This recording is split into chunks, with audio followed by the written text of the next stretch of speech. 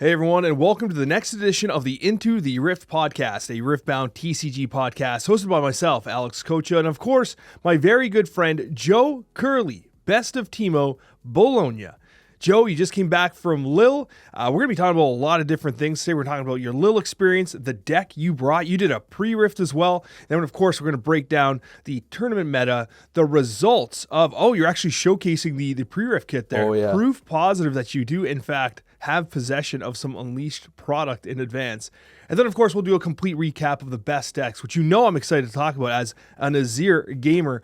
Joe, how was your weekend?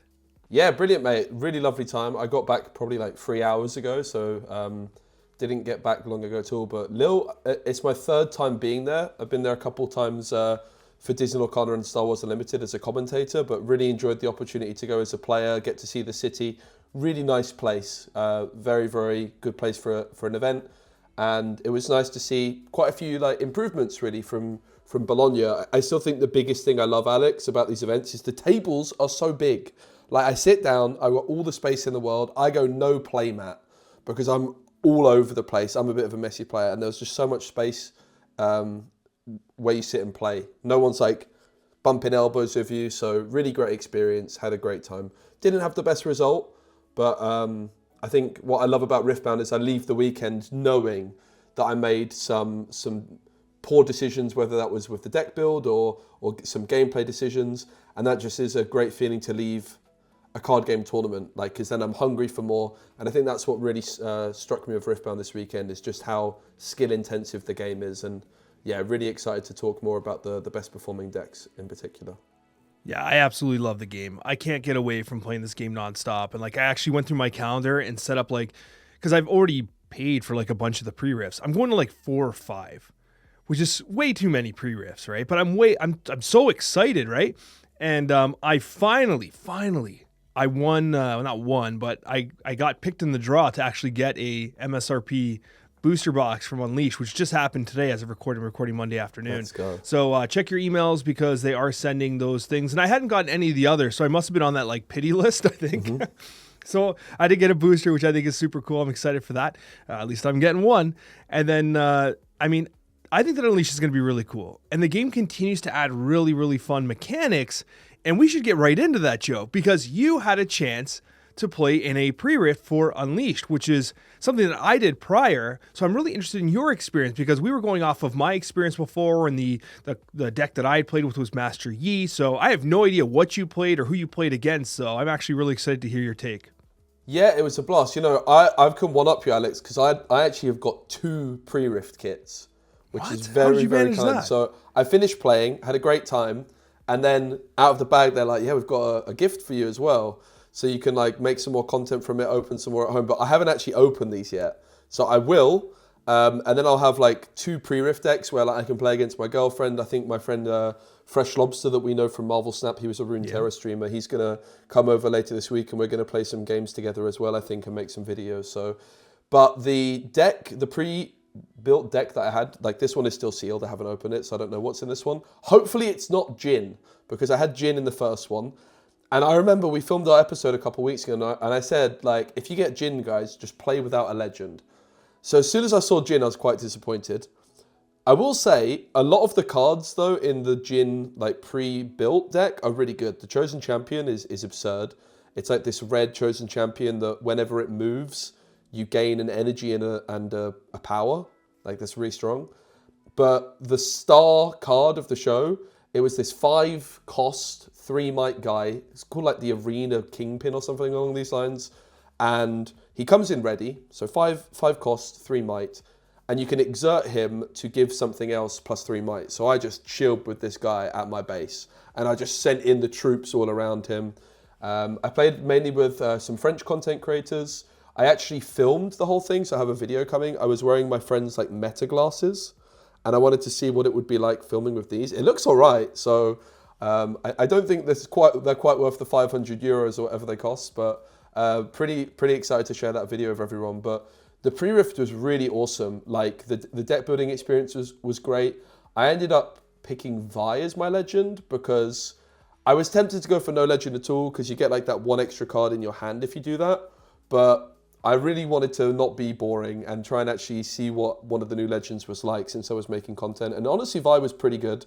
It synergized nicely with that like +3 that I was giving things all the time. But it was really interactive gameplay, like really skill intensive. The two guys I played against are really well-known French creators and very good at the game. So I'm excited to share the video for sure. But it was a really awesome experience, Alex. Like it felt really skill intensive. It was really exciting to obviously just open the packs, but build the deck as well. And I'm definitely going to be in my video, like really trying to talk through the best strategy of building that deck, of how to go about doing it. And yeah, looking forward to playing some more myself as well in the next week or so. And what legends did they play? So that is a good question. One of them was Kha'Zix, which didn't really do all that much. And the other was Master Yi, who honestly also didn't do all that much. So I do think it's a very real strategy to play without a legend and get that extra card in hand. That's something to consider. But also if you have these XP legends, like it sort of incentivizes you to go down this XP route. And I think I just did well to recognize that. Like I feel like I had a bit of an advantage compared with everyone because me and you like studied these decks already, right, in the episode a couple weeks ago. So I kind of knew how to try and beat Master Yi, for example, because we spoke so much about your experience playing that deck. And I just knew, right, if they have something that gains XP, kill it. Like, don't let that get out of hand. So, yeah, it was really fun, though. Like, my deck had lots of really nice cards in it and had lots of synergy. Also, what's the name of the promo card that you get? The yellow, is it Lee? It's Ash. It's Ash, that's right. She was brilliant for me in one of the games. Yeah. Like, I played Ash, discarded my opponent's like really expensive spell card that was basically going to kill 2 of my units, and I just stopped them holding for the rest of the game, and that was the deciding card in that game. So if you can get Ash into your pre-rift decks because you're guaranteed to have her, I would highly suggest it. You are going to need... I played 2 yellow runes to make sure that I had enough just for her, because she does cost like one yellow power, but she was probably my MVP alongside the guy that gives +3. I wonder if they reconsider allowing you to use the promo card in the kits. Like I like it. I don't mind it, to be honest with you, but you're almost really incentivized to play Ash for the yellow, just like you were incentivized to play Yone in the last one. Because like even though Yone is, I actually think Yone is not bad. Like I think it's kind of slept on a little bit, but like it was good in the sealed and pre-rift stuff. Like especially when you're working with all that equipment and everything. Like it was no joke, right? And so you're absolutely right, especially with Ash being basically like a form of Akshan to some degree. It can definitely be disruptive. I love the pre-rifts, and I like the idea as well that you do have these seeded decks that you can build off of. You only get 5 packs in there, but you're working with already kind of a standardized deck that you can start to build off of. And I find that they're more thematic. When you play just regular sealed, it's a little more of a crapshoot, which I still really enjoy. Don't get me wrong, I still like that. But with the Rift pre-rifts, the way I said that, I meant to say Riftbound pre-rifts. Each individual player and each individual deck, if they stick to the general game plan, seems like they're kind of well in their lane, and you get a much more curated experience, if that makes any sense. Yeah, I definitely agree. And you've still got that freedom to ditch it entirely, right? You don't even have to play any of the cards that come in your pre-constructed deck. I just went with, so I had red and blue as like my pre-constructed one, and I went red, yellow, purple as my color combination. So I didn't play any of the blue cards, but I had a lot of like nice looking purple cards, and I got Vi as my legend, and I'm a big Arcane fanboy, Alex, and I finished it, by the way. Oh, you finished it? It's good, right? I finished it. It was so good. If you're listening right now, you've not watched Arcane, you absolutely have to. You absolutely have to. We should almost do like a spoiler podcast just related to Arcane as like just a freebie we release randomly at some point, because I would like to talk about it. I don't want to talk spoilers and like here and just ruin everyone's experience. But all I'm going to say is if you've not watched it, it is absolutely worth it. If you're the kind of person that looks at the trailer and is like, nah, I don't think I'll like it. Yes, you will. It is so good. I'm so glad I watched it. And I think the real litmus test was my wife. He watches, like, I don't want to say it's anime, but like not like won't watch anime with me. He just watches like Say Yes to the Dress and like general reality TV show cringe. And she loved it too. She really liked it too. And so for me, like that, it was the hardest sell to get my wife to watch it, and she liked Arcane. So if you're on the fence, you absolutely got to dive in. Yeah, Arcane's brilliant. Like honestly, when I finished Arcane Season 1, when Season 2 wasn't out at the time, as soon as it finished, I downloaded Legends of Runeterra, and that's really what got me playing Riot card games for the first time. I actually messaged one of my good friends. His name's Zeke Exotics, Zach. He is a caster for Dota 2 and everything. I'm like, hey, can you play some League with me, man? You're like my MOBA man. We need to play some League. Like he's like, can we try some Teamfight Tactics first? So I played my first like 2 rounds of Teamfight Tactics, and we did like a co-op mode, which was so fun. There's like a co-op mode in there, which is so great. And he had no idea who any of the heroes were, but I did. But I didn't know what they did, which was kind of cool, right? Man, I had so much fun. TFT was so good. Like I'm trying to pull like this Dota 2 like. He's a guy who's like literally in like the game. You could buy like his like voice line for the international and everything. I'm trying to drag him into the Riot scene. I think he's coming. There's a chance I might be able to get him into some League. So I really want to play some games, but I think I might have to trade. I think I might have to do a couple of Dota 2 videos for him before I can drag him into the League universe. I'm really close to playing TFT as well. I thought about it actually, but I was like, I wait till Lille. I probably like do Unleash and try and focus on that, but I think TFT is coming soon for me also. I'm really tempted. Yeah, man. Oh, man, the game is so good. It's so good. But you know what else is really good, Joe? Teemo. Teemo's really good. And why don't we take a second here, because a lot of people probably wonder, what did Joe play? Well, Joe, what did you play? Oh, look at this. It's on the screen, Joe. You played some Teemo. You didn't get the results you were looking for. But you know what, my man? You cooked. You tried to cook. It would have been just too easy if you just went with your Bologna deck, right? So you had to try to, chef's kiss another list out there. You look a little sad, but why don't you talk us through what your thought process was here and how the deck generally played for you? Yeah, so no Teemo's made day 2, so I feel like I failed my boy Teemo a bit because I do still believe a lot in the Legend. I think it looks particularly good for set 3. The 2 decks which sort of ended up doing best, I think finished like 5 wins, 2 losses and a draw, which is just like one result. Like that draw, if it was a win, would be day 2. And they were like Ember Monk hold decks. I stuck with my guns with the Pit Crew and Cull. I think it's just an extremely strong combination. I really still believed in like the sort of shell of my deck. Obviously, previously I had Cold Shot and Fight or Flight. So the deck definitely lost a lot.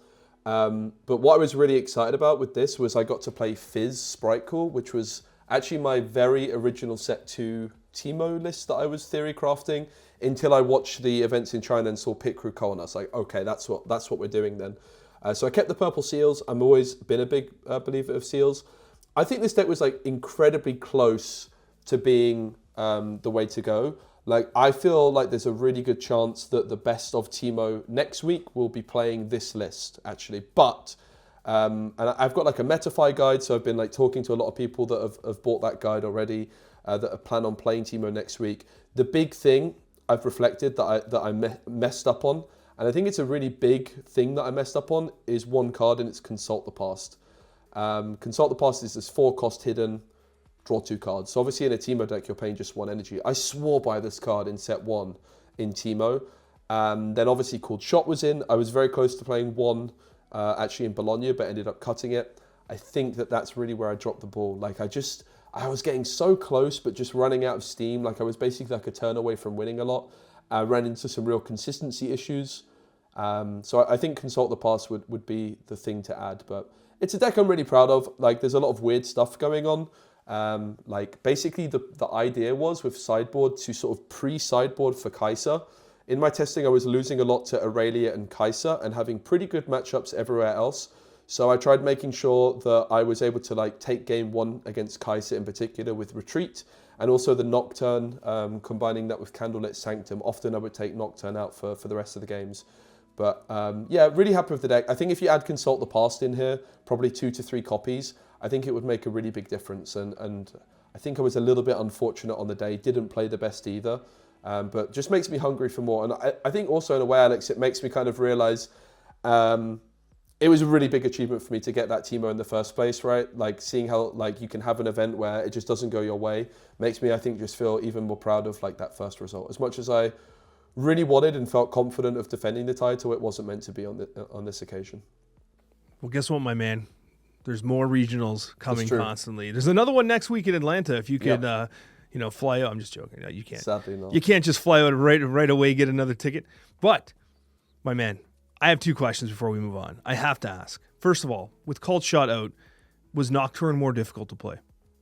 Yeah, but Nocturne was my favorite card in set 1. I kind of like always believed in this card. I think people really underestimate how consistent the card is. Like your one stack deck is like 22% chance to hit Nocturne, which is actually really good odds in my opinion. Fizz can replay stack deck, but like a really important thing that went into this deck build was about how I'm using my sideboard and how I'm using my battlefields alongside that. And pretty much the idea was, okay, Nocturne is just going to be in for my Candlelit Sanctum game. It's game one. I feel really confident winning with Arena's Greatest. Like in Bologna, I only dropped one game the whole weekend on that battlefield. So if I can win game one, I put myself into a brilliant position. So Candlelit Sanctum plus Nocturne. I hit 2 Nocturnes against the best of Darius in my round 2. I hit 3 Nocturnes in a game against Aurelia in game 1 and still managed to lose, unfortunately, as all 3 rebukes were stuck at the bottom of the deck, sadly. But the Nocturne was brilliant. I was a big fan of Nocturne set 1, and I almost was sad that more people started playing it because it got like a bit too mainstream for my liking with Coccia. Obviously, it's a lot worse, but I still think the card's brilliant. You could play like Rasa the Sunderer. The difference is you don't have that much draw with this deck. Like even if you add Consult the Past, that's going to help. But Rasa the Sunderer is like 1 less card in your hand, whereas Nocturne is a unit that you can play that's not actually in your hand, right? So it's not draw, but it's like giving you extra resources. You're already going to be playing the stack decks. So for me, it was a no-brainer. I would actually say it was the best performing card of my deck over my 6 rounds. Retreat also was brilliant. Really good against Kaiser, but I actually found it just to be good across the board. The fact that this card gives you an extra rune is just brilliant, and you can pick up the Fizz, the Ezreal. A lot of people will be wondering why I'm playing Ezreal. The idea was is if Ezreal is the last card that you play in your hand, you draw 2. There's a card in Disney Arcana Dock which does something similar, and it's like one of the best cards in the game. So I was just calling Ezreal Dock the whole weekend. Probably I would just stick to 2 and add Consult the Past. I think that would have been a better move. But yeah. All right. And I guess we got to talk about the actual meta of the tournament itself. And before we get into the day 1 and day 2 results, they did produce this graphic, which I found to be particularly interesting, and it was the battlefields. And this is direct from Riot. Targon Peak, number 1 at 30% meta share. Number 2 is Sunken Temple at 26%. Zon Warrens at 26%. You have Arena's Greatest, which you just talked about, at 22.7%. Val Malaire at 22.3%. And then at 19%, you have Void Gate. Now, based on your experience in Lille, especially in the competitors bracket there, what's your take on the battlefields? Yeah, Targon's Peak, most popular, it's a really, really good battlefield if your opponent doesn't respect it in particular. Like it turns your legend, or it gives you like the Annie effect, right? And those extra resources can go a really long way. A lot of the most popular battlefields obviously went out of it. So you've got like Zorn Warrens, which is just like a consistency location, being quite popular. Sunken Temple also, like just opportunities to draw. Varmor's Lair is quite disruptive, and then Void Gate, if you're playing cards like Falling Star Singularity, is also very popular. So I'm not too surprised on this one. I think that Aspirant's Climb might start creeping up a little bit further in there as well. And if you think about Arena's Greatest, it's a very specialized battlefield. You only use it for like the quicker decks, right? So I would expect that like you could have Aspirant's Climb really start to push up as the meta develops a bit more, because it seemed to be popular with top players. And we'll have to see if Ivern has any impact on the meta going forward with regards to battlefields. So we kind of squeezed the full day report onto one page here. Hopefully it's legible for me in my little small window that I use to control OBS. I can barely read it. But meta of day 1. So this is the entrance into Lille competitive. We had Aurelia at the top, and is that a 15% weight for Aurelia? Yeah. So what are your thoughts on this generally? Aurelia seemed pretty gross. I think that my like read going into the tournament was Aurelia's best deck in the format. The deck can do some really unfair things if you hit like the Stellarcorn Herder in particular. I mean, I did like a meta report a few weeks ago, and I sort of had my most represented list was Aurelia, Draven, Kaiser, Victor, Master Yi. So I'm not too surprised to see all of that at the top, really. Draven probably proved to be a little bit more popular than I expected overall, but it creeped up, I think, in popularity in like the week or two leading up to it. Like the bans hit, and then like a week later, people started to really say, yeah, maybe it's still quite good, and it certainly seemed to be the case. I think Coccia had a pretty bad weekend overall. It struggled against maybe like the Ruin Runners of the Master Yis and these other decks, but overall, like it's a pretty healthy meta. When we look at the bans, I think they did a good job. Maybe the only question mark I have about the bans is if Stellarcorn Herder maybe should have been banned. Because even though Aurelia didn't win the whole thing, there was 3 of the top 8 was Aurelia, right? They all lost their top 8 game. But I've got to say, I don't think that Aurelia is fun to play against. It is the one deck in the game which I think is quite unpleasant at the moment to play against. If they get like a Stellarcorn Herder down with a GA, it can feel somewhat helpless at times. With Defiant Dance, like everything about that deck is really good. Like the Legend's good, the Champion's good, the Defiant Dance is obscene. So I personally would have liked to have seen like Stellarcorn Herder maybe hit or something like this, but we'll have to see what happens moving forwards. It definitely is a pretty healthy meta overall. You're right. Like the cards in the Aurelia decks right now, which I believe we'll be discussing the top performing Aurelia. They just punch above their weight class. Stellarcorn Herder, we talk about potentially being a nerf candidate or ban candidate, I should say. I'm talking like I'm doing a Marvel Snap podcast here. We do bans around here. We also like discussed like how Guardian Angel is disproportionately powerful in that type of archetype, right? Where you're really trying to protect like a particular unit that's doing tons of damage. And Defiant Dance. So once you add Defiant Dance and everything that you've mentioned, you have an archetype that has like all these super above rate cards and effects that become very difficult to deal with. And again, the Guardian Angel really does kind of act as like that insurance policy as well, so you can keep your game plan online. Yeah, and you can play like Zonya's Hourglass as well. And I think Aurelia would actually be like fine if it wasn't for the Stellarcorn Herder, because they would have a weakness, which is like their draw. Like you could take combats early, get out your opponent's Defiant Dances, get out their combat tricks, and then they're down to like a really small hand size. But if they hit the Stellarcorn Herder early, often like Aurelia can just have like, I don't know, 10 cards in hand. Like they use the Tide Turn to draw another card, and honestly, I think that card should have got banned. I think they did a brilliant job with the bans. I think that's the one that slipped through the cracks. I was surprised that it wasn't banned. And having played a lot against Aurelia, I think it's got to go personally. But obviously it didn't win the whole tournament. I don't expect it to get banned anytime soon, but it's definitely one that I think Riot are going to be looking at carefully moving forwards. I think something that really stands out to me as well is how impactful the bans were on Ezreal.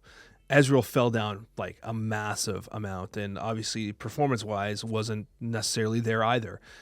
So losing Cold Shot and the way the bans ended up shaking down definitely impacted Ezreal significantly. It surprises me it even had a 4% representation, just kind of in the ballpark of like the Lucians and the Fioras. Rek'Sai was even more popular, but I think Rek'Sai is solid, to be honest with you. Yeah, Ezreal fell off hard.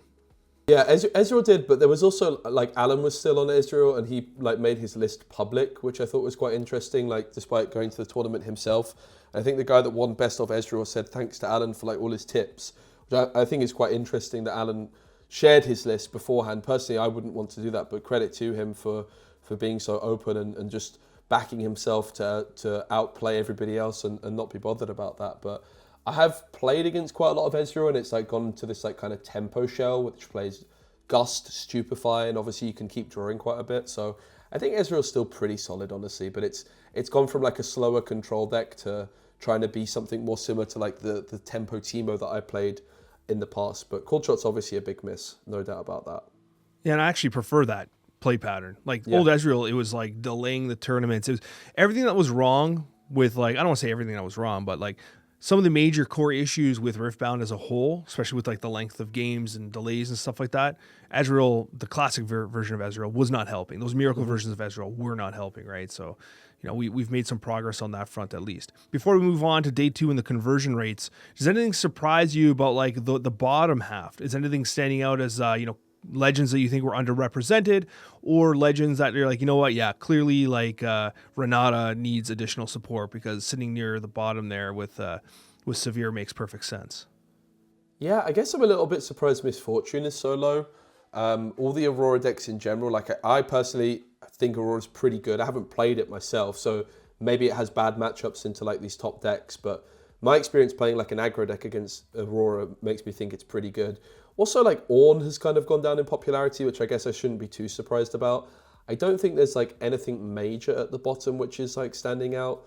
The fact that Garen has more players than Severe is kind of funny. Like you would imagine that Severe is surely better than Garen. So Severe definitely seems like it was a good pick to go for the metal card. Okay, perfect. Let's move on to the day 2 and its conversion rates here.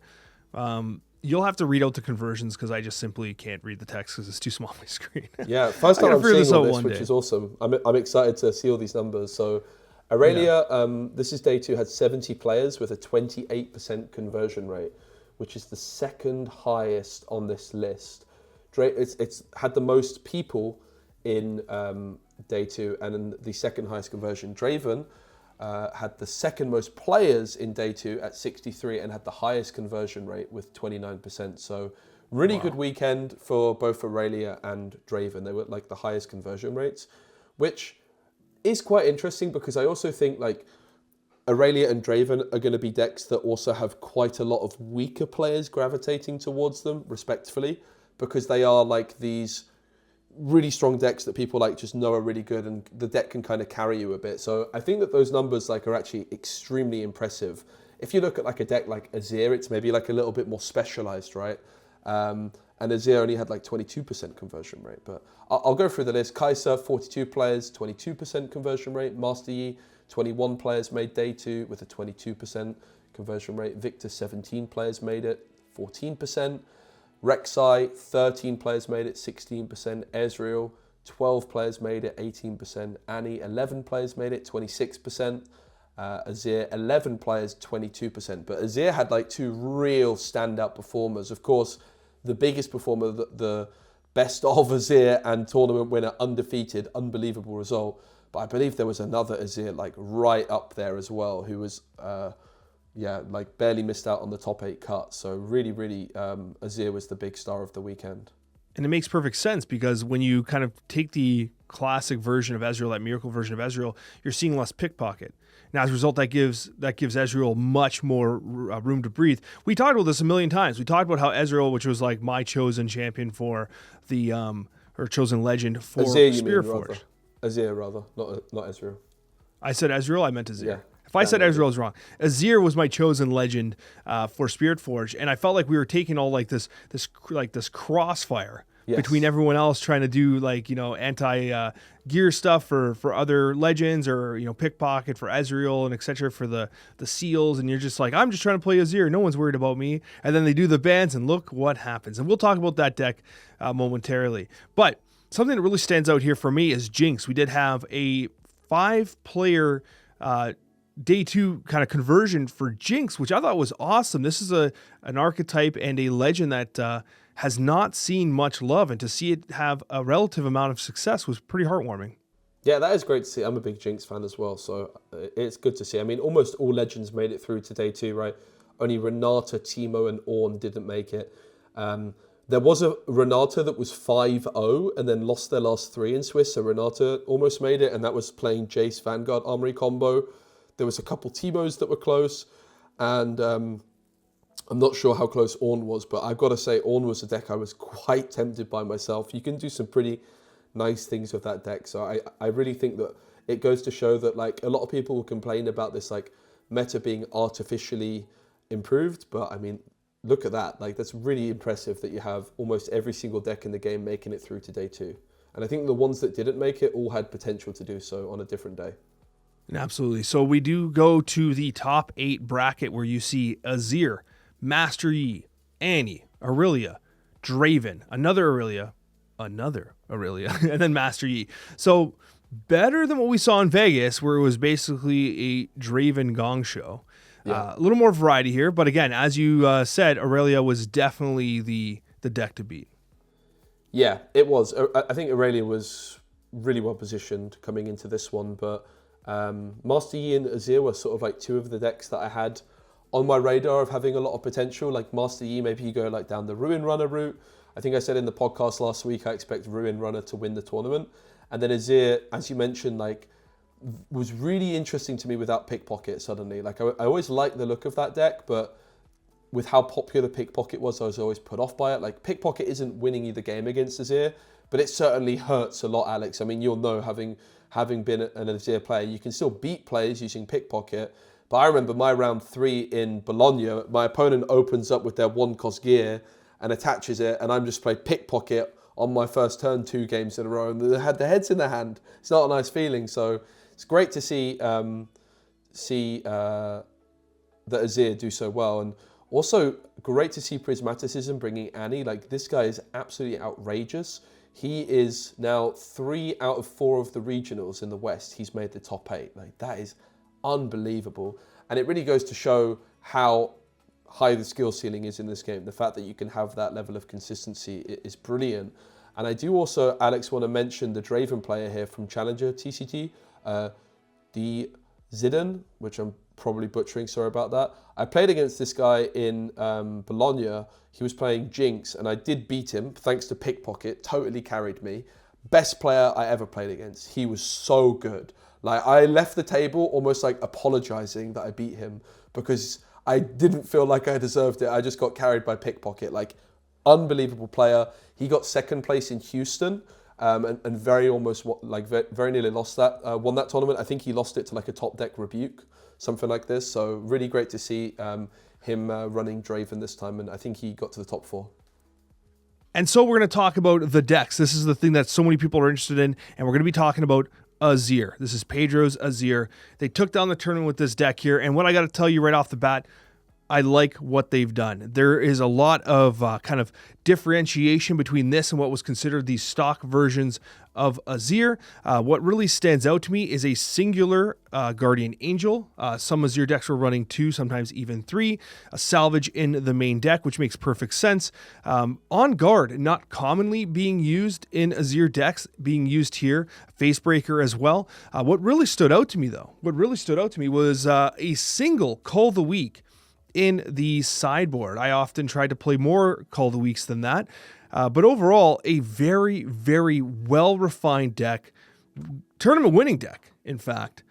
Joe, what are your thoughts on this absolutely remarkable achievement for Azir? Yeah, it's class. I mean, if you look at the deck, it's not like groundbreaking, is it? Like, it looks very optimized, clearly.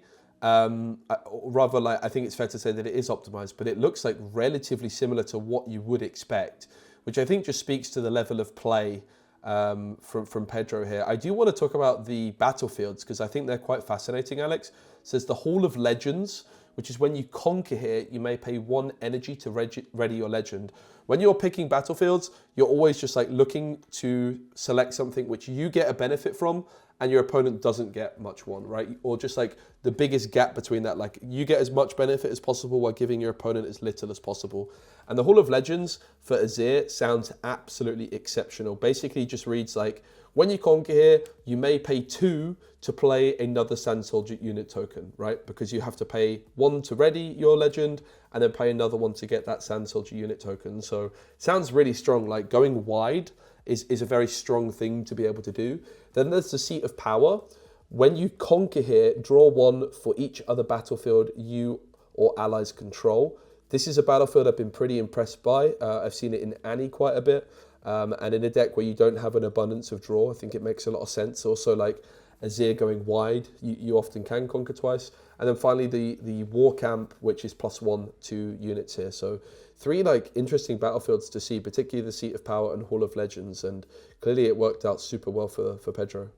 Most of the games that I won when playing Azir were often because of Hall of Legends. I'm glad you're calling that out, because you would literally, let's say you have a hero on the a token on the field to play, right? You play an item or a gear, right? You generate a token, you conquer that, you pay 1, generate another token. It is ridiculous, especially when you have that 4 energy, right, going into turn 2. Like it's just crazy what you can do, and you generate that immediate fast board. And the way I played Azir was I basically you rush points. You try to just rush points, be as aggressive as possible. We joked about this before. Let them answer the questions that I'm kind of bringing up. Just kept being aggressive. Really like the Hall of Legends. Definitely a fantastic battlefield. Good call out indeed. Another one that I want to mention here, which I really like, is Death Grip. Now, Death Grip was one that I often played in Victor. I didn't often consider playing Death Grip alongside Azir, despite the fact I did experiment with it a little bit. It was in my sideboard. I think I had 2 copies in my sideboard. But it's great because it gives you that like additional vertical reach for when you need to like conquer a battlefield, especially when you conquer a battlefield and you don't have your chosen champion out or it's been taken out or whatever. You can actually destroy something there and use that might with another unit in your base to then kind of propel the attack to the second battlefield. But the other thing is it also provides a draw, which is super helpful as well. And that draw, that engine allows you to keep going because we are a little short on draws here with the exception of the Sacred Shears, which I personally love. I always go 3 of, and this deck it has 2 of. But the Sacred Shears are great because you can almost use them to like discourage your opponent from trying to take a battlefield where they know if they take it, they're going to give up a draw into that location. So really like the look of the deck. And of course, Arise is one of the best overall signature spells in the game. And it felt like Arise feels like Azir's true unfair advantage. And when you don't have as many pickpockets and gear hate out there, you're going to be getting more procs off of the Arise because there's more surviving gear. Yeah, it makes a big difference. Like pickpocket, you think about the immediate impact that it has on the first turn, right? The gold generation. Like it's really easy to underestimate how much tempo pickpocket is because of that gold that it also gives the player. But then also that late game value also denying the value of Arise. And yeah, really love it. Like the Death Grip you mentioned as well, the fact it replaces itself. Also the Hall of Legends, just a way of like getting extra units on the board without having to like play an extra card from hand. Just really helps this deck to be that aggressive deck that uses all of its resources aggressively and doesn't run out of steam. So it looks really brilliant. So I'm super happy for Pedro. What a brilliant performance that is. And a nice little combo that might not be inherently obvious here is that you can Hidden Blade your own token that's holding the Sacred Shears, which is just like a massive draw engine for you, right? Which is kind of cool too, in the event that that makes the most sense. But yeah, congratulations to Pedro here. Azir winning the tournament. You absolutely love to see it. We have a number of other decks here that we want to highlight, ones that were high performers. And of course, we have to go with the second place, Master Yi. And it's great to see that Master Yi's back. This was a performer consistently with Origins. And then when it came down to the more recent tournaments, he kind of fell off a little bit, but he is certainly back. Joe, what are your thoughts on Master Yi? The Camel, mate. Ruin Runner is so good. Like, what a card. Absolute unbelievable card. I can't be chosen by enemy spells and abilities. And it's particularly good in Yi, where you get that +2 on it. Of course, you can punch first on it as well, on guard. Trinity Force is really scary. This deck doesn't have many 2-drops, but don't forget about the Desert's Call as an extra option as well. Play a 2 Might Sand Soldier unit token. Also a really good option when you're at 4 energy. Find your center. How many copies is there of that, Alex? 2 as well. So you've got a little bit of ramp as an option.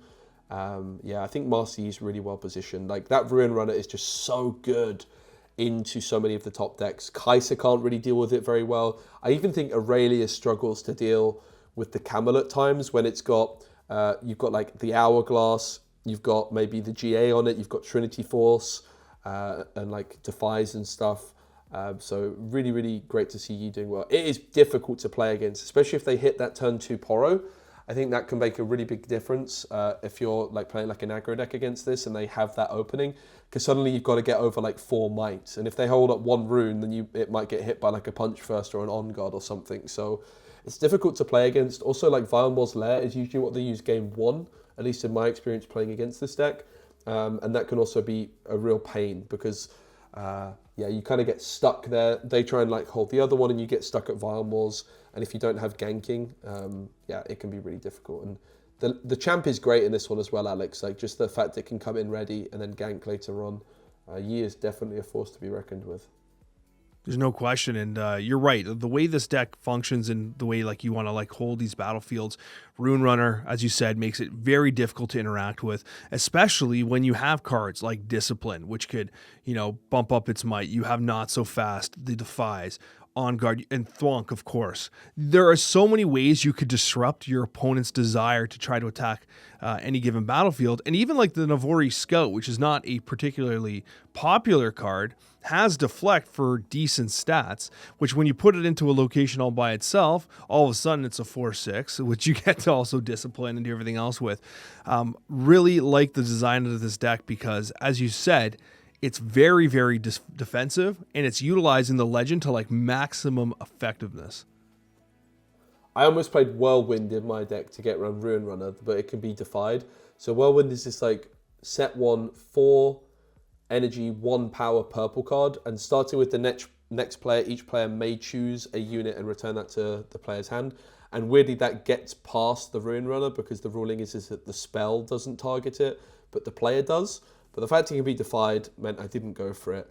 And that just shows you how difficult it is to deal with the Ruin Runner. The fact I would consider such a bad card just for this one card, it is a really brilliant one. And that Akshan on the sideboard as well, Alex, can be a real menace in some matchups. But I was watching the final. I was in a restaurant in the centre of Lille. I was actually eating some escargot, some snails, and I'm not kidding. I actually ate some snails while watching the finals. And it looked like it was pretty comfortable in the end for Azir. So I think Azir just proved to be a tricky matchup for a lot of these top decks, and Azir just seemed to be really well positioned overall, but a great result for Master Yi, no doubt about that. Yeah, like Akshan can take a BF sword or something for, but at the end of the day, it's probably not ideal, especially since like it's probably targeting like the Dazzling Auroras and some of the like Vanguard Armories and some of the larger gears and equipment, right? Not necessarily the smaller that Azir would be using, but still probably effective. Third place is Draven. This is obviously a deck that we're beginning to get familiar with here. But what I loved about this, and what I really wanted to highlight, of course, is that obviously this is the first time post-ban, not post-ban, but like since the bans, and we saw some adjustments to the general archetype that is Draven. We have the Showboat legend being used here. But you see 3 Tide Turners, you see Rek'Sai in here. There's a lot of really interesting stuff here, Joe. Yeah, I'm pretty sure I played against this exact deck list because I played against one of this player's teammates from Challenger TCG.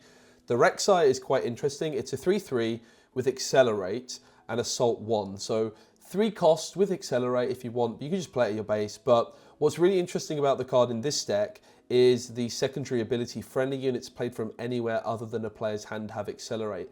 That is not going to accelerate any of the cards in your deck, but it will accelerate your champion. And this Draven Showboat champion very often will just sort of like get stuck. Because the legend has so much draw, you generally tend to prefer to be playing other cards because this card can be quite slow the turn it comes down, even though it can be like 9 might. But if you've got Rek'Sai chilling at your base or even at a battlefield and suddenly you put the Draven Showboat down, it can be accelerated. You will still have to pay that accelerate cost of 1 energy, 1 power, but I think that's a big reason Rek'Sai's in there. It's most of the time just going to be a reasonable unit on its own, right? You've got to like replace the previous Draven champion in some way in terms of curve, which was a 4 cost. So Rek'Sai kind of like bridges the gap and tries to replace the old Draven champion in a couple of ways by just being a decent card on curve that you also then have the option of accelerating in your rather slow champion as well. So I think that's fascinating to see. Yeah, the deck also has a sideboard that includes Thermobeam, Vex as well, and Last Rites, Rebuke, Hard Bargain, and Beast below. What stands out to me, though, is if you're going to be playing Draven, you're going to want to have those spinning axes. They tend to be used to great effectiveness in these matchups. Mind Splitter continues to be a force to be reckoned with in the Riftbound meta. But for me, like 3 Furious Forerunners seemed interesting. I don't know how many... I'm trying to think back. In the prior tournaments, were they running 3 Furious Forerunners? It's obviously a popular card in this archetype, but I often saw like 2, maybe 1 on the sideboard, not 3 in the main deck. Yeah, I think Fight or Flight Gone is helping this card. It's only really Rebuke that's a big counter to it.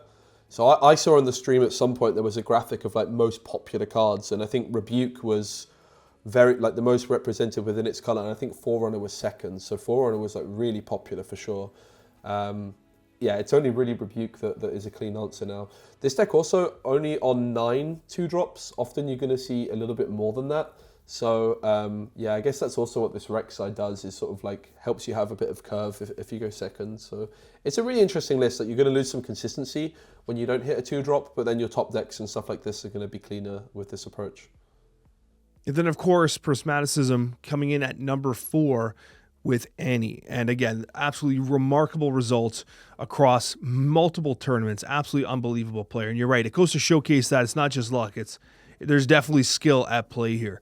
Anything that stands out to you about Prismaticism's Annie deck? Well, they're also on the Rek'Sai, 3 copies. So players definitely gravitating towards that. Again, it's not giving Accelerate to anything except the legend, Annie Stubborn, which I don't think is quite as impressive as it is with the Draven Showboat. Really probably just playing it as just a decent card, right? 3 energy, 3 might, no power cost, Assault 1. You can Accelerate it. So it's interesting to see that. And then 3 copies of Rengar as well. Rengar is this reaction card. It's 3 energy, 1 red power, 3 might with Assault 2. And I can be played to a battlefield you're attacking. But you can also play it to a battlefield you're defending, right? Because you have control of that battlefield. And in an Annie deck, you're obviously readying runes at the end of your turn. So Rengar can come in and just be like 3 might, because it's if you're defending, it's not going to have that assault. And it gives you like a body to stick. There's definitely some interesting things you can do with Rengar pouncing in Annie in particular, with the fact that it has synergy with readying runes. Mind Split is pretty expensive though for an Annie deck, but it is only a one of. And then, yeah, pretty much everything else you'd expect to see, right? Like triple flash, there's some cleaves, ride the winds, rebukes as well. It reminds me of the deck we just talked about. Very similar in their construction, the Draven deck and the Annie deck. So it looks like Chaos and Fury have found their best card packages. And you're right, the Rek'Sai, very fascinating inclusions here in both of these decks. We absolutely have to talk about Aurelia. Aurelia, I think, is like the new champ to beat right now. Well, actually, it's Azir, but besides that, we have Aurelia. We talked at length before about just how fantastic a lot of these core cards are. Guardian Angel doing wonders for this style of deck. You see 2 Guardian Angels, 2 Zhonya's Hourglasses as well. Triple Defiant Dance. If anything, I'm actually be curious, has Defiant Dance gone up in price again? Let's actually scroll up here. What's Defiant Dance worth now that it's, okay, $16? Okay, not nearly as bad as I thought maybe it had been, because it was upwards of like almost $50 at one point. I'm just thinking that Aurelia is definitely going to be meta going forward, and so it wouldn't surprise me if there was a call on getting more Defiant Dances. But overall, what are your thoughts on this particular deck? 3 Desert's Calls, by the way, in this list as well. Yeah, it's interesting. I really do like Desert's Call. I think it's such a brilliant card, that flexibility. This deck doesn't have many 2-drops, so this just gives you some curve while also like not being a really bad top deck. It's not on the Lonely Poro, which most builds are. There's like a 1-of Fizz, which I guess is best used on probably on Charm, but you could also like reuse Defiant Dance, maybe reuse a Rebuke or Ride the Wind. 1 Fizz, is always like a nice option to have. Just gives you a lot of flexibility. But yeah, this deck's like biggest weakness is often going to be it's often going to be, there seems to be a bit of an error, by the way, we should mention, Alex, in this deck list, because there's a set 3 card. I can promise you that is not the right Vex. It will be the other Vex, the 5 cost Vex with 1 yeah, power. that's not right. Yeah, it's the other Vex, the 5 cost one that we know and love. But this is really good at dealing with Rebuke, this deck, because you've got 2 Not So Fast, and you've also got 2 Flash. So if you try and Rebuke and your Aurelia opponent plays Flash, that Rebuke is not going to go through. So it's got a lot of answers to that. Also going for Draven Audacious, which we don't always see, but you can like open up some like really aggressive lines of this card, like where you start slamming charms into your Draven, like dragging your opponent's units into Draven and scoring points which your opponent doesn't expect. Also with Ride the Wind. So it's pretty interesting to see 2 Dravens in the highest performing list. We are going to be able to discuss so many more decks in the coming weeks, especially as we have Atlanta coming as well. But before that, we have 2 decks that we need to talk about because they're high performing. We got 34th Rek'Sai, and we've been talking a lot about Rek'Sai today. And so why not discuss this one as well? You got the Vanguard captain here. You got some Legion effects. Generally speaking, Rek'Sai has been one of those decks that, like, when you first read Spirit Forge cards, wasn't Rek'Sai one of the ones that really stood out to you? You're like, this looks like it's going to be cracked. Especially when you read Void Rush and you see just how impactful the signature spell can be to the general strategy. And then she kind of just didn't perform as expected. 34th isn't top 8. It didn't take down the tournament like our boy Azir did. But still, generally speaking, it is a good result. 34th is a crazy result. Like, these tournaments are so tough. That's an 11-2 record. I'm pretty sure, maybe like 10-2 on draw, something like this. Like, you need an unbelievably good record in these tournaments to have a placement this high. Under Titan for me is the card that really makes me want to play this deck. When you play me, give other units +2 might this turn. So it's like a finisher card for Swarm. But the real power on this one is as I'm revealed from your deck, add 2 energy, because you're digging into your deck very often. It's kind of comparable to Nocturne in a way, right? Like if you're already playing these cards which look into your deck, you could play a Nocturne. But this card doesn't cost you anything if you see it. You just get 2 energy for free, and you can really high roll. So I'm not surprised to see 3 copies of this. It's one of my icks in Riftbound, Alex, when I see deck lists. And it's a Rek'Sai that doesn't play 3 under Titans, because I think this card is absolutely exceptional. This might be one of the sillier things I'll say on this podcast, but Under Titan's one of those cards that I look at and like, as someone who does not know League like in depth, I look at the art. I have no idea what that is. Is that like a dune worm? Like I look at it, I'm like, what is this supposed to be? Like I don't quite even understand like what the image is supposed to be. Like I look at it and like, really, what is it? I just see the tongue and the teeth. It looks like a shark in the sand, doesn't it? Something like this. So like a dune worm. Yeah, I think so. I think that's a good explanation. All right, fair enough. But yeah, absolutely fantastic. Glad to see Rek'Sai doing as well. And we're going to end it today on Yasuo. And I had to bring this up. 18th Yasuo, absolutely ridiculous result. And of course, you have the benefit of Stellacorn Herder, which we've discussed being an absolutely remarkable card. But then from there, you actually have the Teemo Scout in there. Whoa. Okay, I partially wanted to show you this because it has Teemo. Yeah, what a chat. As like a card. Now I know I'm catching you off guard here, so you're gonna have to kind of go off the top of your toes here, try to kind of come up with a bit of an analysis. But I saw this deck and I was like, really fantastic. I wanted to showcase it to you. And so, what are your thoughts? Yeah, that's awesome. Seeing Yasuo, I think I was a bit mean on Yasuo. Like I said, like why would you even bother? It's just a bad Aurelia, but clearly it's got some real things going for it here. We see 1 copy of Yasuo Remorseful in the sideboard. And yes, the Wind Rider is the chosen champion. So I love this, Alex, because in set 1 on my meta reports, my YouTube comments were going, this guy won't shut up about the Yasuo Wind Rider and how you could have it on your sideboard to bring it in for some matchups. But yes, like because it's the chosen champion, you can be flexible. The Wind Rider is definitely the chosen champion I would want for game 1. Like against like a control deck like Kai'Sa, this gives you like a really good aggro tool to just try and score points and win the game, and gives you like a go-to way. And you can bring in the other champion, so that's really cool to see that flexibility. And then this one's like still playing some Aurelia cards. Obviously you don't have Defiant Dance, but it does still play 2 copies of the Aurelia. And you've got your On Guards, you've got your Disciplines, the Heart of Dark Ice, which gives a unit +3 might every turn.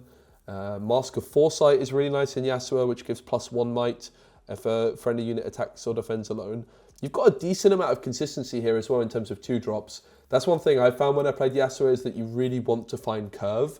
So this one's on 6, it's on 9 2-drops overall, which is, and then you've got, alongside those 9 2-drop units, you've got 4 2-drop gear. So very, very consistent curve in this deck. The Stellacorn Herder is absolutely broken, and it's particularly good, obviously, with the Yasuo Legend ability. There's a lot of synergy there, so really, really awesome to see this. Only 1 stack deck, okay, really? Okay, maybe I don't like the deck as much. Only 1 stack deck, that is such And none in the sideboard either. That is so interesting. I would love to ask this player why they didn't think 3 stack decks was worth it. That is so fascinating. I guess it's just them saying that they don't have the tempo to be spending one energy on this kind of card. Like they just want to be going full tempo mode, and that it's a bit too slow. That is so interesting to only see 1 stack deck. I don't think I like it, but what do I know? This guy clearly has a plan, but it is definitely a choice. I'm sure it's calculated, but let us know in the comments what you think the reasoning is for only 1 stack deck. And I know you said that Nocturne was like one of your favorite cards ever and is one of your favorite cards from set 1. But probably I would say your second favorite is Tide Turner. And this is an absolute Tide Turner deck, not only with the Wind Rider champion, but you got the Stellacorn Herder as well. So many beautiful things happening here for Tide Turner. Yeah, it's brilliant. Just a great card. And it's giving you curve consistency as well. You can play it down on turn 1 in this deck probably quite often. So yeah, you can't go wrong with some Tide Turners. Guys, all the links to all the decks we discussed today will be down in the description below. Next week, I believe, is Atlanta. So we'll have an opportunity to discuss those decks. We'll see how the Atlanta meta shifts from the meta of Lille. And we'll see if there's a lot more Azirs maybe. Who knows? But long story short, guys, we'd like to say thank you so much for joining us today. We really appreciate you checking out the podcast, supporting it. As we have said so many times before, if you'd like to support the content, the absolute best way you can do that is by hitting the like button. It helps tremendously with the YouTube algorithm. And as a relatively new podcast, it helps us get out there and find new audiences that are interested in Riftbound. Joe, any closing words for this week's pod? No, just big shout out to everyone who made the event happen this weekend. In fact, look, I've got one more thing to show off. Look at that. I won a little Nexus Night prize, mate. I've got some That's awesome. acrylic stands light sets. I just got handed it. I was up against an RE cosplayer. I had the Timo hat, and yeah, we got some prizes. So if you are in the area, definitely get yourself down to one of these events. They're really awesome. Even if you don't want to play the main event, really good vibes in the building. And thanks to everyone that came up and said they're enjoying the podcast, because there was a lot of people doing that. So we really appreciate it, and definitely looking forward to playing more very soon. Thank you so much, everyone. We sincerely appreciate each and every one of you. Exciting times for Riftbound. We'll catch you on that next one.